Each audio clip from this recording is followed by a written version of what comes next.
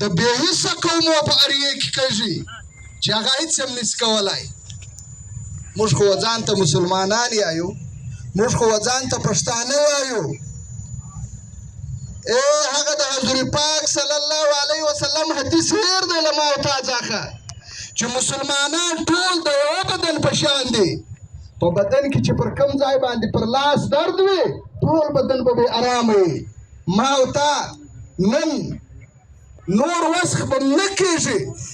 یاره راسه د دوی په غم کې خو ودرو، ځان ورسره شریک کړو، دغه وایو چې زه الحمدلله مسلمان یم او په ظلم باندې زما خوا بدېږي. د ظالم الله مخالفت کړی دی، ما او تا بې ولې حمایت کوو؟ د ظالم مخالفت چا کړی دی؟ الله کړی دی. چې کوم څوک ظلم کوي هغه له الله سره اعلان ته جنګ اعلان کوي. اوس هم څنګه خوښه دله د ظالم مخالفت کوئ که حمایت کوئ؟ څنګه خوښه دله مخالفت یې کوو. او دومره بله مسله دله ظالم مرداباد، ډېر خلک ظالم مرداباد، امن غواړو، امن غواړو، امن غواړو، امن غواړو، امن غواړو.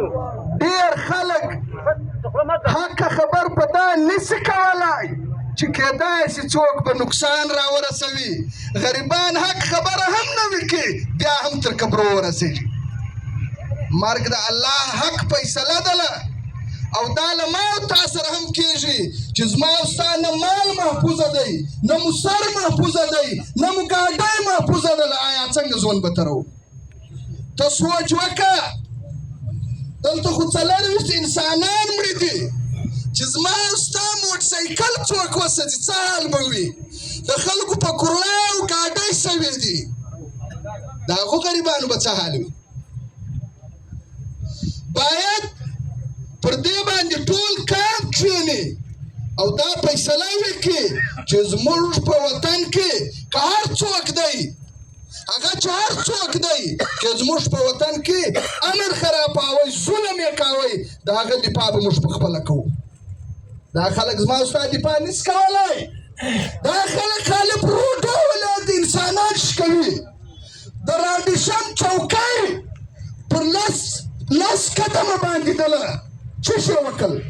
ته خالي زما د بې عزتۍ دپاره ناست یې، ته خالي پروډ خلک شکوي، ته خو د دفاع دپاره نه یې ناست. نو په کار دغه دی چې پر دا کیسه هر څوک خاموشه پاته دي، دا ټول په دې جرم کې مجرم دي. نو دا دنیا حالات چې کله خرابېږي مسلمانانو ورونو، دا د ظالم له ظلمه نه خرابېږي، دا د ناستو خلکو د خاموشۍ له وجې خرابېږي چې ناست خلک خاموشه پاته سي چې خیر دی زما مسله خو نه دله، زما ګاډۍ خې نه ده سځلې، زما ورور خې نه دی وځلی، زما زوی خې نه دی وځلی. بیا به هغه ورځ راځي ستا زوی ورور به هم پکې مري، بیا به خلک پر تا باندې هم غږ نه کوي. نو په کار دغه دی موږ د دې خبرې چې هر څومره مذمت دی چې وکړو هغه کم دی. ډېر ظلم سوی دی، ډېر غلط کار سوی دی چې هر چا دا ظلم کړی دی. الله خو پر هر څه باندې قدرت لري. الله د دوی په کورو کې هم داسې غم جوړ کړي لکه نن چې د دغو مسلمانانو په کورو کې جوړ کړی. آمین آمین. عزیزانو څنګه حالات روان دي ولاکم سر خلاصېږي چې څه شي دي چې څنګه ظلمونه زما او ستا په وطن کې کېږي، داسې ظلم په کفار کې هم نه کېږي چې هلته نه مسلمانان سته نه اسلام سته. دلته له تا سره پر 2 کیلومتره باندې بله ورځ د ماڼۍ خوا د شیراني یو د 14 کلو هلک ویه، د 14 کلو یو ماشوم هغه په ټولو بې دردي سره وسلل چې د هغه سر پرې کړی وی، سر یې جلا پروت و، حلال کړی وی لکه پسه چې حلالوو، تر لوی ډبرې لاندې کړی وی. آیا زما ستا په زړه کې هم یو درد پیدا سوی؟ چا یو غږ هم وکړي چې دا ظلم څوک کوي؟ دا خو څنګه مسلمان دی؟ دا څنګه انسان دی چې زما او ستا بچی حلالوي؟ آیا چې زما او ستا بچی حلال چې زما او ستا په زړه به څه تېرېږي؟ نو خو بس دغه راورسېدل. بله ورځ په شیراني په کینګرۍ کې دی، بله ورځ بهلیه په بازار کې وي.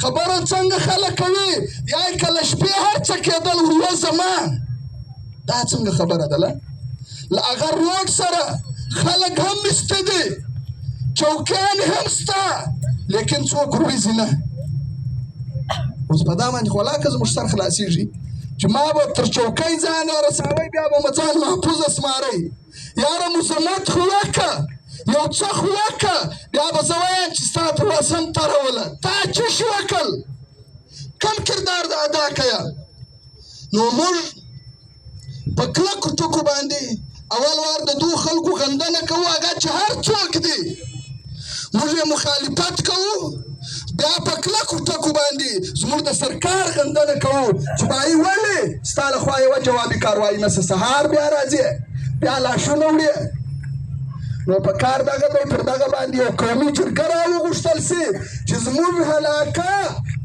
امن زما او ستا به په خپل لاس بیا کنټرولوو د امن خرابول چې هر څوک غواړي د هغه مقابله به کوو که بیا نه کوو خوښ همدله مقابله بیا کوو الله د تاسې خوشحاله کړي ولنه مخکې زه غلام وم نه اوس زه غلامي کوم نه مخکې زه غلام وم نه اوس زه غلامي کوم زه هغه سرباز یم چې هر غره سر وړم واخر دعوانا ان الحمدلله رب العالمین عزیزانو دا معلومه شوله